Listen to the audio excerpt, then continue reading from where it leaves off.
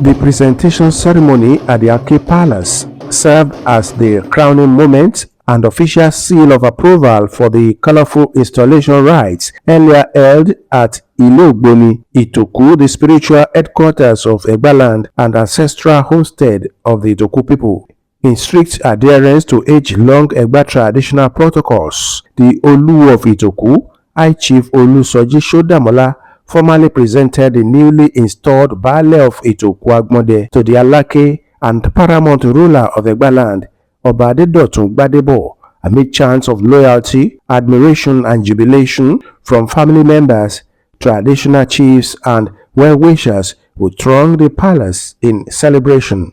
As libations were poured and royal blessings proclaimed upon the new Baale, the Itoku Agbonde community and Egbaland as a whole, the revered monarch charged the Baale to lead with the fear of God and remain steadfast in his commitment to the progress and well-being of his people.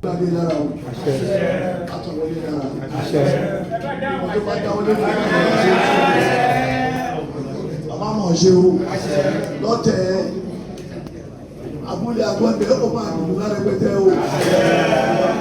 Gbogbo ọmọ bàbá máa ṣoríire. Gbogbo tó máa ṣoríire. Gbogbo tí wọn náà bá dá wọlé máa dá àgọ́. Wà á rówó kì í ṣe. Àwọn àlàáfíà kì í ṣe o. Ó ṣe máa ní fún ẹrú yẹn. Lórúkọ tí bàbá àti tọmọ àti tẹ̀mí wọn lórúkọ Jésù Kristi Olúwa àti olùkọ́.